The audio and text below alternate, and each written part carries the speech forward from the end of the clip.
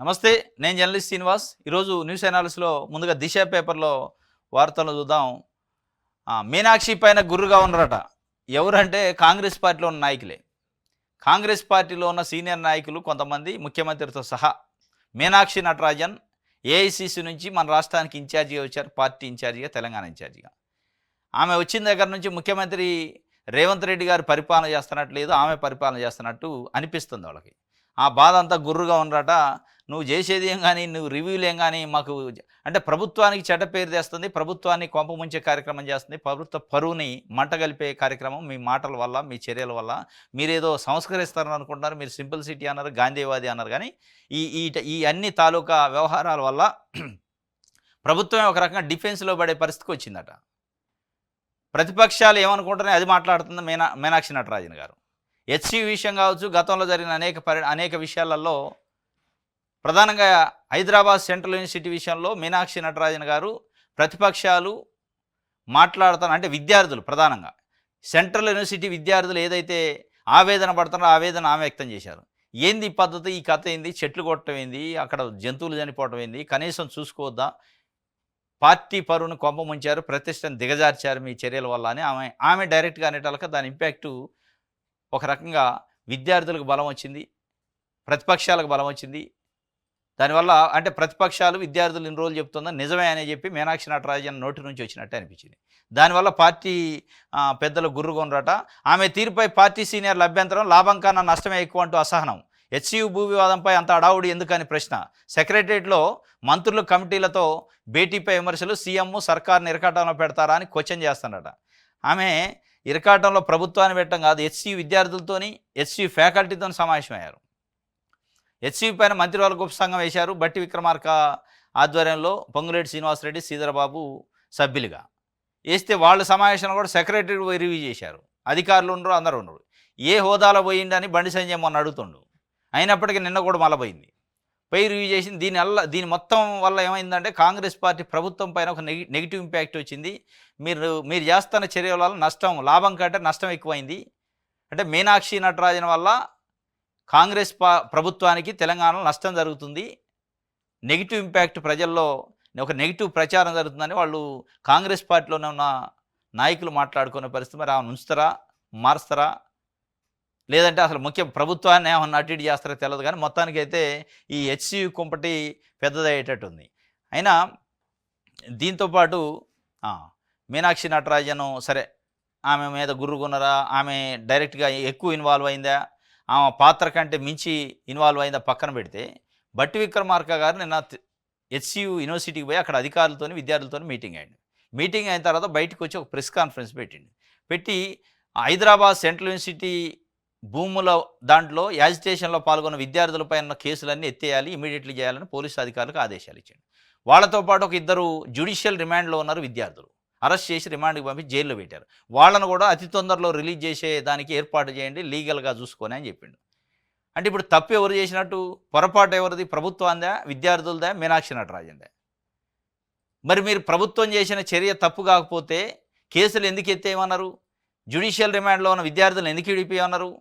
ప్రభుత్వం మంచిగా చేసింది, అరెస్ట్ చేయడం మంచిదే, లాఠీ చార్జ్ చేయడం మంచిదే, అన్ని మంచిదే, మీరు చేసిన చర్య మంచిదే, చెట్లు కొట్టడం మంచిదే. చెట్లు కొట్టే దాని మీద వాళ్ళు ఉద్యమం చేసిందే తప్పు అయితే ఉద్యమకారులపై ఉన్న కేసులు ఎందుకు ఎత్తేవన్నారు? అంటే చేసిన ఉద్యమం కరెక్టే, ప్రభుత్వం తప్పు చేసిందని ఒప్పుకున్నట్టే కదా. వీటన్నిటి వల్ల వాస్తవంగా కాంగ్రెస్ పార్టీ, తెలంగాణలో ఉన్న కాంగ్రెస్ పార్టీ ప్రభుత్వం పరువుని నడబజారులో ప్రభుత్వమే తీసుకుంది. ప్రభుత్వం ప్రతిష్టని, పరువుని మొత్తం తీసేసుకుంది ప్రభుత్వమే. మీ దుందుడుకు వల్ల, మీ అవగాహన లేమి వల్ల, మీ ముందు చూపు లేనితనం వల్ల ఎవడన్నా హైకోర్టులో, సుప్రీంకోర్టులో ఒక 400 ఎకరాల సంబంధించి కోర్టులో జడ్జిమెంట్ వచ్చింది, ఇది ప్రభుత్వం భూమి అని సపోజ్ వచ్చింది, ఐఎంజీతోని 25 సంవత్సరాలు కొట్లాడితే వచ్చిన తర్వాత ఏం చేయాలి? ఏ ప్రభుత్వం అయినా ముందు దానికి చుట్టూ బౌండరీస్ ఫిక్స్ చేసి, సర్వే చేసి, దానికి ఒక ఫెన్సింగ్ ఏదో వేసుకొని ముందు ప్రభుత్వం పొజిషన్లో తీసుకోవాలి కదా. అది ఒక సస్పెన్స్ ఉంది. హెచ్సియుదా ప్రభుత్వాందే కోర్టులో అపీర్ అయిన వాళ్ళకి తెలుసు అది ప్రభుత్వానికి వచ్చిందని. అక్కడ ఉన్న విద్యార్థులకి చాలా జనరేషన్స్ వచ్చినాయి, విద్యార్థులు చాలా చాలా అకాడమిక్ ఇయర్స్ అయిపోయినాయి, 25 సంవత్సరాల నుంచి. ఎవరైనా ఏ భూమి అనుకుంటారు అక్కడ ఉన్న వాళ్ళు, ఈ భూమి ఎవరిది, ఈ జాగా ఎవరిది అంటే హెచ్సియుదా అంటారు చుట్టుపక్కల ఉన్న వాళ్ళు కూడా. ఈ లోపల జరిగే కోర్టులో జరిగే ప్రొసీడింగ్స్ ఎంతమంది తెలుతాయి? ప్రజలు, అక్కడ ఉన్న విద్యార్థులు, యూనివర్సిటీకి ఏం తెలుసు ఇది మందే అనుకుంటారు. యూనివర్సిటీ అధికారులు తెలియవచ్చు మంది కాదని. కానీ దాన్ని ఆ సెగ్రిగేషన్ చేయలేకపోయారు. ఇది హెచ్సియు యూనివర్సిటీ కాదు అని ముందే వాళ్ళు ఒక పొజిషన్లోకి తీసుకొని ప్రభుత్వం దీంట్లో సుప్రీంకోర్టులో ఆర్డర్ వచ్చింది కాబట్టి దానికి సంబంధించిన రెవెన్యూ యంత్రాంగాన్ని, సర్వే యంత్రాంగం తీసిపోయి బౌండరీస్ ఫిక్స్ చేసి దానికి చుట్టూ ఫెన్సింగ్ వేసి ప్రభుత్వం హ్యాండ్ ఓవర్లోకి తీసుకున్న తర్వాత మీరు చేస్తే ఈ ఉద్యమాలు రాకపోయేది. మీ అవగాహన లేమి, దుందుడుకుతనం ఏముంది, నేను ముఖ్యమంత్రిని, నేను ఏది చేసినా బుల్డోజర్లు తీసిపోయి కొట్టేసినా, చంపినా, లేకపోతే చెట్లు కొట్టినా, జంతువులను చంపినా ఎవడు అడగడంటే ఉండదు కదా. ఇది ప్రజాస్వామ్యం. మీరు హైడ్రా రంగనాథ్ గారికి ఒక జేసీబీయో లేకపోతే ఒక బుల్డోజర్ వచ్చి పేదల మీదకి వదిలినట్టు కాదు కదా విద్యార్థి ఉద్యమాలు అక్కడ. ఇక దీనికి కోకాపేటలో కేసీఆర్ భూములు అమ్మిండంటే అక్కడ విద్యార్థులు లేరు, ఇక్కడ విద్యార్థులు ఉండరు. ఇక్కడ కొంత డైలమా ఉంది, ఈ భూమి ఎవరిదే అనేది. ఆ డైలమాని క్లారిటీ చేయాల్సిన ప్రభుత్వం చేయకుండా ఇక ముఖ్యమంత్రి, మంత్రివర్గం మేము ప్రభుత్వమే మాదా, ఇక ఏది చేసినా అడ్డం ఏది ఉండంటే ఇగో ఇట్లే ఉంటుంది. మొత్తానికి నడిబజార్లో పరువు తీసుకుంటారు. హెచ్సియు విద్యార్థులపైన కేసులు ఉపసంహరణట, అందుకు అనుగుణంగా చర్యలు తీసుకుంటా. 400 ఎకరాల మినహా క్యాంపస్ నుంచి పోలీసులు వెనక్కి పోవాలి. ఇష్యూ కోర్టు పరిధిలో ఉన్నందున సర్వేకి అనుమతించబోం. లీగల్ ఇబ్బందుల వల్లే వర్సిటీకి దూరంగా మంత్రుల బృందం. విద్యార్థుల సూచనలు, సలహాలు వినడానికి సిద్ధం. సబ్ కమిటీ మీటింగ్లో డిప్యూటీ సీఎం బట్టి విక్రమార్క పోలీసు బలగాలను విత్డ్రా చేస్తున్నట్టు వర్సిటీ వీసీకి లేఖ. పోలీసు బలగాలు యూనివర్సిటీ నుంచి వెళ్ళిపోవాలని చెప్పారు, కేసులు ఎత్తేయాలని చెప్పారు, జైల్లో ఉన్న వాళ్ళని రిలీజ్ చేయాలని చెప్పారు. అంటే ఇప్పటిదాకా ప్రభుత్వం చేసిన చర్య తప్పు, విద్యార్థులు చేసింది కరెక్టే అని డైరెక్ట్గా ఒప్పుకున్నట్టే. ఇక మీనాక్షి గుర్రా, రేవంత్ మీద మీనాక్షి గుర్రా అనేది ఇక వాళ్ళు చూసుకోవాలి. ఇది ఒకటైతే సాదాబైనామాకు మార్గం సుగమమైందట. భూభారతి అమలైతే 9 లక్షల కుటుంబాలకు ఊరట. పెండింగ్ అప్లికేషన్లకు కలగనన్న మోక్షం. 6 ఏళ్లుగా దరఖాస్తుదారులు ఎదురుచూపులు. అప్పట్లో పరిష్కార మార్గాలు లేకనే కోర్టు కేసులు. ఇప్పుడు అలాంటి సమస్యలు తలెత్తొద్దంటున్న నిపుణులు. భూభారతి వస్తుందట, వస్తే సాదాబైనామాలకు మార్గం సుగమైంది. 9 లక్షల అప్లికేషన్ల పెండింగ్లో ఉన్నాయి. ధరణి 2020 యాక్ట్ వచ్చేటప్పటికే ఒక 3 లక్షల చిల్లర అప్లికేషన్లు పెట్టుకొని ఉన్నారు. అది పాత 6 యాక్ట్ ప్రకారం. ఎప్పుడైతే ఓవర్ నైట్లో కేసీఆర్ గారు ధరణి చట్టాన్ని తీసుకొచ్చిండో ఆ దరఖాస్తులు మొత్తం మూలపడ్డాయి. దాని తర్వాత ధరణి వచ్చిన తర్వాత కూడా ఒక 6 లక్షల చేంజ్ అప్లికేషన్లు పెట్టారు. సాదాబైనామా దరఖాస్తులు మా దగ్గర ఉన్నాయి, అదే డాక్యుమెంట్స్. దానికి సంబంధించి రెగ్యులరైజేషన్ చేసి మాకు పాస్ పుస్తకాలు ఇప్పేయండి మహాప్రభు ముఖ్యమంత్రి గారు అని దరఖాస్తు పెట్టుకున్నారు సీసీఎల్ఏకి. ఆ దరఖాస్తులకు మోక్షం లేదు. 6 సంవత్సరాల నుంచి 1000 కళ్ళతో ఎదురు చూస్తున్న రైతాంగం. కాంగ్రెస్ పార్టీ 2023 అసెంబ్లీ ఎన్నికల్లో హామీ ఇచ్చింది, మేము వస్తే ధరణిని బంగాళాఖాతంలో కలిపితే వెంటనే వేరే చట్టాన్ని తెత్తాను. అది బంగాళాఖాతంలో కలవాల, వేరే చట్టం రాలే, ఇంతవరకు ఎగ్జిక్యూషన్ కాలే. 15 నెలలు అయింది, 16 నెలలు నడుతుంది. 1000 కళ్ళతోనే చూస్తున్నారు. ఇప్పుడు ఏదో మోక్షం అయిద్దని ఒక వాతావరణం అవుతుంది. భూభారత్ రేపా మాపా అని ఒక చర్చ అయితే నడుతుంది. అసలు వాస్తవంగా భూభారత్ ఏప్రిల్ 1 నుంచి అమల్లోకి రావాల్సి ఉండే. ప్రభుత్వం ఆ కసరత్తు మొదలుపెట్టింది. కానీ ఈ హైదరాబాద్ సెంట్రల్ యూనివర్సిటీ భూముల గొడవతోనే అది పక్కకు పోయింది.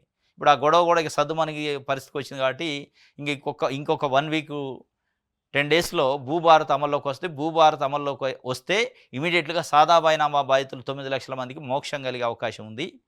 ఈ భూభారత చట్టం ప్రకారం వాళ్ళకి ఏదో ఒక రకంగా ఒక రెమెడీ, పరిష్కారం చూపే అవకాశం ఉందని ఒక వార్తలు అయితే గవర్నమెంట్ నుంచి వస్తున్నాయి. ఇక వాళ్ళకి సుగమైంది. వాటితో పాటు ఇంకా చాలా మిస్సింగ్ నెంబర్స్ అని, ఎక్స్టెన్షన్ తప్పు ఉంటామని, ఇవన్నీ కూడా పరిష్కారం అయ్యే అవకాశం ఉంటుంది అనేది ఒక చర్చ, ఒక ఇన్ఫర్మేషను. రైట్, ఇది దిశకు సంబంధించి. సాక్షి చూద్దాం. సరే, కేసులు ఎత్తేయండి అని డిప్యూటీ సీఎం గారు హెచ్సి విద్యార్థులపై ఉన్న కేసులకు సంబంధించి వాళ్ళకి చెప్పేసిండు. ఏది పోలీసులకి. గ్యాసు బండపై 50 రూపాయలు వడ్డింపు. గ్యాసు గుదిబండ అయింది. మళ్ళీ గ్యాసు బండపైన 50 రూపాయలు వడ్డించారు. పెట్రోల్ డీజిల్ పైన లీటర్కి 2 రూపాయలు పెంచారు. బీజేపీ గవర్నమెంట్ ఏంటంటే ఇంటర్నేషనల్ స్థాయిలో సుంకాలు పడుతున్నాయి అంట. ఈ సుంకాలు ఏంది, ఎలక్షన్ లేనప్పుడే వస్తాయి. ఎక్కడ అసెంబ్లీ ఎన్నికలు లేవనుకో దేశంలో సుంకాలు వస్తూనే ఉంటాయి. ఎన్నికలు ఉన్నాయనుకో సుంకాలు వచ్చినా దాన్ని తెలవనేరు, ఆ రేటు పెరగకుండా అటు ఉంచుతారు. ఇది మొత్తానికి మళ్ళీ గ్యాసును ఇది మళ్ళీ ఎప్పుడంటే ఏదైనా ఎలక్షన్ వస్తే బాగాని జనాలు ఎదురు చూడాలి. మన తెలంగాణ బట్టతలపై ఎంట్రుకలు అంటూ మోసం చేసిండట ఒక ఆయన వచ్చి. ఫతే దర్వాజాకు క్యూ కట్టిన జనం. 200కే గుండుపై తైలం, మంట బొబ్బలతో ఆసుపత్రికి పరుగులు, పలాయన చెతికించిన వకీలట. వకీల్ అని ఒకటి వచ్చిందట ఢిల్లీ నుంచి. వచ్చి అక్కడక్కడ ఓల్డ్ సిటీ దగ్గర షాప్ పెట్టిండట. ఒకటి షాప్ పెట్టి సెలూన్ షాపుతో పాటు ఏం చేసిండంటే బట్టతలపైన ఎంట్రుకలు మలిపిస్తా, నా దగ్గర మందు ఉందన్నాడట అని చెప్పి ఉట్టికొండలేవాను మొత్తం సోషల్ మీడియాలో ట్రోల్ చేసిండు. ట్రోల్ చేసే దాంతోపాటు వాళ్ళ సర్కిల్లోనే ఒక 10 మందిని తయారు చేసుకొని ఒక 10 మందికి ముందే బ్రీఫ్ చేసిండు. ఇగో నేను ఆ తైలం పూసిండు, నాకు ఎంట్రుకలు వచ్చినాయి, నాకు జుట్టు వచ్చింది ఇట్లా అని వాళ్ళతోని చెప్పించిండు ఫీడ్‌బ్యాక్. ఇదంతా నమ్మి పాపం క్యూ కట్టారాడ. క్యూ కడితే మనిషికి 200 మరి 2000 అన్నారు. ఈడ 200 అని రాసిండు. 2000 తీసుకుండంటే ఏదో వైట్‌ది తైలం పూసిండట. మళ్ళీ ఎట్లా తైలం పూసిండు, ఉన్న ఎంట్రుకలు మొత్తం గీకేసి ఏమన్నా కొంచెం కోపు ఉంటే గుండు చేసి గుండుకి తైలం పూసిండట. పూసి పంపించిండట. పంపించి మొత్తం డబ్బులేసుకొని పారిపోయిండు. ఇంటికి పోయిన తర్వాత నుంచి బొబ్బలట, దురదట, మంట ఇవన్నీ ఏందిరా నాయన హాస్పిటల్‌కి పోతే ఇది ఏం తైలం రా నాయన, అది మందు కాదు, మన్ను కాదు, ఎందుకు పుంజుకున్నట్టు వాడి కాడికి పోతే ఈడు లేడు. ఇక అంటే నడిబజార్‌లో నెట్ట నిలువున కళ్ళ ముందే మోసం చేసే పరిస్థితి. కాబట్టి జాగ్రత్తగా ఉండాలి. ఈ మధ్య కాలంలో సైబర్ క్రైమ్‌లు కాక ఈ క్రైమ్‌లు కూడా అయినాయి. నిన్న ఈ ఫతే దర్వాజా దగ్గర జరిగిందట. క్యూ కట్టారు కానీ పోలీసు కేసు కూడా పెట్టలే. ఎవరి మీద పెడతారు? పరువు బాధ్య. వాడెవడో తెలవదు. హడావుడికి పోయితిరి. వెలుగు పేపర్‌దు. బనకచెర్లపై ఎందుకు అంత సీక్రెటు? మీకు ముందే తెలిసినా మాకెందుకు చెప్పలేదు? బీఆర్ఎంబీపై తెలంగాణ ఆగ్రహం. కేంద్ర జలశక్తి శాఖ నోటీసులు ఇచ్చినా చెప్పరా అని ఫైరు. అన్ని వివరాలు చెప్పాల్సిన అవసరం లేదన్న బోర్డు మెంబర్ సెక్రటరీ అలగేషన్. ఆయనకు వంతబాడిన ఏపీ ఆఫీసర్లు కౌంటర్ ఇచ్చిన తెలంగాణ. జీబీ లింక్ ప్రాజెక్టుపై సమగ్ర పవర్ పాయింట్ ప్రజెంటేషన్. పెద్దవాగు తప్ప గోదావరిపై ఉన్న ఏ ప్రాజెక్టును బోర్డుకి ఇచ్చేది లేదన్న తెలంగాణ. బనకచెర్లపై ఎందుకు అంత సీక్రెట్? మీకు ముందే తెలిసినా మాకెందుకు చెప్పలేదని తెలంగాణ అధికారులు పోయి నిన్న అడిగారట. వాళ్ళకు ముందు తెలియదు, మీకు తెలియదా? అరే రోజు పేపర్లో పవర్ పాయింట్ ప్రజెంటేషన్లో ముఖ్యమంత్రి చంద్రబాబు, అక్కడ ఏపీ ముఖ్యమంత్రి చంద్రబాబు నాయుడు గారు పెద్ద పెద్ద అక్షరాలతో, తాటికాయ లాంటి అక్షరాలతోనే అన్ని పేపర్లో వస్తున్నాయి. ఏం మీకు తెలియదా? మీకు లేదు ఇన్ఫర్మేషను? మీ ఇంటెలిజెన్స్ ఎడిపోయింది? వాళ్ళ నోరునో పోయి మాకెందుకు చెప్పలేదని వాళ్ళని నిలదీసే బదులు ఇవాళ తెలంగాణ సమాజం మిమ్మల్ని ప్రశ్నించాలి, ప్రభుత్వాన్ని. బనకచెర్ల అనే ఒక ప్రాజెక్ట్ని నేను కడతన్నా దాన్ని ఆంధ్రప్రదేశ్లో ఆపేది లేదు అని చెప్పి చంద్రబాబు నాయుడు గారు పదే రోజు ఒకసారి అంటుంటే మీకు వినపడలేదా? మీకు కనపడలేదా? మీకు తెలియదా? ఇవాళ వాళ్ళు పోయి అక్కడ నిలదీశారట. వాళ్ళు మేము చెప్పాల్సిన అవసరం లేదు, అన్ని వివరాలు అన్నారట. ఏం చేస్తుంది అధికార యంత్రాంగం మరి? తెలుసుకోలేని పరిస్థితులు వాళ్ళ మీద సిందులేసి ఏదో చేసినట్టు కలరింగ్ తప్ప. రైట్. బట్టతలపై ఎంట్రుకలు మొలిపిస్తానని గుండ్లు కొట్టి పరారైండట వాడు. వాని గురించి ఇందాక చదివినాం కదా. ఇది ఒక వార్త. నమస్తే తెలంగాణ చూద్దాం. హెచ్సి భూములపై గద్దల్లా పెద్దలట. హమారా యూనివర్సిటీ 1000 కోట్ల బేరానికి గుంటనక్కల రాజకీయం. 400 ఎకరాల అమ్మకం వెనక భారీ స్కెచ్. ధర నిర్ధారణలోనే 10,000 కోట్లు స్కామ్ జరిగిందట. ఎందుకు మంకుపట్టు, ఎందుకు మండుతానో, ఎందుకు ఈ ఆత్రం, ఏమిటి చిత్రం? అసలు సంగతి వర్సిటీ భూములది కాదు, దాని వెనక దాగి ఉన్న 1000 కోట్ల భూతాంతరం అట. మొత్తానికి అసలు ఆ 400 ఎకరాలకి ధర ఫిక్స్ చేసే దాంట్లోనే 10,000 కోట్ల స్కామ్ జరిగిందట. అంటే తక్కువ ధరకు అమ్ముతున్నట్టుంది. ఇసలు ఈ 400 కోట్ల వ్యవహారం వెనక పెద్ద భూదందా ఉంది. పెద్దల గద్దలు లెక్కబడ్డారు. దాంట్లో గుంటనక్కల లెక్క రాజకీయ నాయకులు దీని మీద కన్నుబడి ఇది చేస్తారని నమస్తే తెలంగాణకు వార్త రాసింది. మరి ఆ గుంటనక్కల సంగతి ఏందని తొందరలో తెలుస్తుంది. నెక్స్ట్ 6వ తారీఖు నుంచి ఆర్టీసీ అన్నమాట. మే 6 నుంచి కాంగ్రెస్ సర్కారుకు ఆర్టీసీ కార్మిక జేఏసీ అల్టిమేటం. నోటీసుపై స్పందించిన ప్రభుత్వం యాజమాన్యం. లేబర్ కమిషన్ చర్చలకు యాజమాన్యం డుమా. సమ్మెను ఖరారు చేస్తూ కార్మిక జేఏసీ నిర్ణయం. అన్ని సంఘాలు తమతో కలిసి రావాలని విజ్ఞప్తి. ఉద్రిక్తంగా మారిన చెలో లేబర్ ఆఫీస్ కార్యక్రమం. కొన్ని జిల్లాల కార్మికులు, ఆర్టీసీ ఉద్యోగులు అరెస్టు. అయిపోయాయి. ఆర్టీసీ సమ్మె కేసీఆర్ ఉన్నప్పుడు ఒకసారి జరిగింది, 63 రోజులేమో. మళ్ళీ ఇప్పుడు స్టార్ట్ అయ్యిద్దట మే 7 నుంచి. ఇప్పటికే ఉచిత బస్సు ప్రయాణం మహిళలకు బాగా అలవాటైంది. పాపం కొట్టుకుంటున్నారు బస్సు ఎక్కి, సీట్లు లేక గొడవ ఆగమాగం. ఇక అసలు బంద్ అయితే మట్టుకి మామూలుగా ఉండదు, చాలా గొడవలు అవుతాయి. కానీ 7వ తారీఖు నుంచి బంద్ అని వాళ్ళు ఆల్రెడీ నోటీస్ కూడా ఇచ్చారట. మరి ఏం చేస్తారో చూడాలా. ప్రభుత్వం ఏమైనా పిలిచి మాట్లాడి చర్చలు చేస్తారా, లేదంటే చేసినప్పుడు చేసినలే సార్. అప్పుడు కేసీఆర్ కూడా చేస్తే ఏమైంది? అసలు ఆర్టీసీ ఉండదు. ఏమనుకున్నారు? కోర్టు ఏం చేస్తుంది? జడ్జి ఏం చేస్తాడు? నేను ప్రభుత్వం, ప్రజలు ఎన్నుకున్న ప్రభుత్వం, నేను ఏదంటే అది చేస్తానని వాళ్ళు 30 తిప్పలు పెట్టిండు. 30 తిప్పలు పెట్టి 3 చెరువులు నీళ్ళు తాగిచ్చి చివరికి ఏమి ఇవ్వకుండానే మళ్ళీ వాళ్ళని తీసుకుంటున్నట్టు. ఆర్టీసీ కార్మికులు అంటే ఎవరు, నా కడుపులో పెట్టి చూసుకున్నా, నా బిడ్డలు లాంటి వాళ్ళని మళ్ళీ కలరింగ్ ఇచ్చాడు. ఈ ప్రభుత్వాలు, రాజకీయ పార్టీల నాటకాలు అట్టుంటాయి. అసలు ఆయన అయితే ఇంకొక అడుగు ముందుకేసి ఆర్టీసీలో కార్మిక సంఘాలు ఎందుకని రద్దు చేసేసాడు. కార్మిక సంఘాలు వద్దనడు, ధర్నా చౌకులు వద్దనడు, ధర్నాలు వద్దనడు, ఉద్యమాలు వద్దనడు, నిరసనలు వద్దనడు. ఇవాళ మళ్ళీ అన్నీ గుర్తొస్తాను. నిరసనలు కావాలా, ధర్నాలు కావాలా, కార్మికులు కావాలా, కార్మిక సంఘాలు కావాలా. ఆయనకి పదవి పోయింది కదా, పదవి ఉన్నప్పుడే ఇవన్నీ గుర్తురావు. ఇవాళ రేవంత్ రెడ్డికి పదవి ఉందిగా, ఈ కార్మికులు ఏంది, ధర్నాలు ఏంది, నిరసనలు ఏంది, ధర్నా చౌకులు ఎందుకు? ఇవన్నీ అవసరమా అని ఆయన అటెండ్ ఇవ్వాలి. ఇటు అటు అటు ఇటు అయింది ఉల్టా. ఇది నమస్తే తెలంగాణ సంబంధించి ఈనాడు చూద్దాం. విద్యార్థులపై కేసుల ఉపసంహరణ, అది భట్టి గారు చెప్పిండు. ఇంకోటి బనకచర్లతో రాష్ట్రానికి తీవ్ర నష్టం, గోదావరి బోర్డు సమావేశంలో తెలంగాణ అభ్యంతరం. ఇవాళ గుర్తించినట్టుంది బనకచర్లతో రాష్ట్రానికి తీవ్ర నష్టం అయినని చాలా రోజుల తర్వాత బలు వెలిగినట్టుంది తెలంగాణకి, తెలంగాణ ప్రభుత్వానికి, తెలంగాణ ఆఫీసర్లకి. మళ్ళీ పోయి గమ్మత్తుకి ఏం చేశారు, బోర్డు మీటింగ్లో బోర్డులో ఉన్న వాళ్ళు ఎవరైతే మెంబర్ సెక్రటరీలు ఉంటారో వాళ్ళని నిలదీశారు. మాకు ఎందుకు చెప్పలే బనకచర్ల గురించి, మీకు సమాచారం ఉన్నా కానీ. ఆయన చెప్పేది ఏంది, రోజు పేపర్లో టీవీలలో వస్తుంటే పేపర్లో టీవీలో చూసినప్పుడు అధికార యంత్రాంగం మీకు డెప్త్గా లోపల పోయి ఇన్ఫర్మేషన్ తెప్పించుకునే అవకాశం ఉంటుంది. ఇవాళ మాకు చెప్పలేదని అసలు మీకు తెలవనట్టు, అసలు ఏంది ఆ బనకచర్ల పదం ఇయ్యాలి అన్నట్టు మళ్ళీ కలరింగ్ ఆడ. చంద్రబాబు నాయుడు గారు రోజు పవర్ పాయింట్ ప్రజెంటేషన్లు ఇస్తూనే ఉండే, ఇచ్చి నేను ఆల్రెడీ స్టార్ట్ చేసిన దీంతోనే సస్యామల చేత అని ఆయన చెప్తూనే ఉండే. ఇవన్నీ కనపడినట్టు వినపడినట్టు మళ్ళీ నాటకాలు. దిల్సుఖ్ నగర్ జంట పేలుళ్ల కేసులో నేడు హైకోర్టు తీర్పిస్తుంది. 5 నిందితులకు ఇప్పటికే ఉరిశిక్ష విధించిన ఎన్ఐఏ కోర్టు శిక్ష ఖరారు, అప్పీళ్లపై నిర్ణయం వెలువడే అవకాశం. దిల్సుఖ్ నగర్ దేశవ్యాప్తంగా సంచలనం సృష్టించిన దిల్సుఖ్ నగర్ బాంబు పేలుళ్ల కేసు మంగళవారం హైకోర్టు తీర్పు వెలువరించినది. 2013 ఫిబ్రవరి 21న బస్టాప్లో మిర్చి పాయింట్ వద్ద జరిగిన జంట పేలుళ్లలో 18 మంది మృతి చెందగా 131 మంది గాయపడ్డారు. ఈ కేసులో ప్రధాన నిందితుడు మహమ్మద్ రియాజ్ అలియాస్ రియాజ్ బక్తల్ పరారులో ఉండగా మిగిలిన 5 నిందితులకు ఎన్ఐఏ కోర్టు ఉరిశిక్ష విధిస్తూ 2016 డిసెంబర్ 13న తీర్పు వెలువరించింది. ఉరిశిక్ష పడిన నిందితులు Asadullah alias Haddi, Zia ur Rahman alias Waqas alias వీళ్ళంతా పోయి అప్పీల్కి పోయారు. ఉరిశిక్ష పడదు. 2013 ఫిబ్రవరి 21 నాడు దిల్సుఖ్ నగర్ జంట పేలుళ్ల కేసులో 2016లో డిసెంబర్ 13న తీర్పిచ్చింది లోయర్ కోర్టు, సెషన్స్ కోర్టు. ఉరిశిక్ష విధించింది 5కి.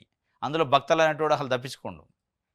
ఆ ఉరిశిక్ష మీద అప్పీల్కి పోయారు. అప్పీల్ పైన ఇలా హైకోర్టులో చాలా సంచలనమైన తీర్పు. ఉత్కంఠగా ఎదురు చూస్తున్నారు ఏం జరిగిద్ది అనేది. ఆ తీర్పు కోసం 45 రోజుల పాటు సుదీర్ఘ విచారణ జరిగిందట. ఆర్డర్స్ ఇవాళ వచ్చే అవకాశం ఉంది. ఏమొస్తుంది అనేది ఇక వెయిటింగ్ అన్నట్టు. రైట్, ఇది దిల్సుఖ్ నగర్ బాంబు పేలుడుకు సంబంధించి కేసు. ఇది ఈరోజు న్యూస్ అనాలిసిస్. రేపు తాజా వార్తలతో తిరిగి కలుసుకుందాం. Thank you.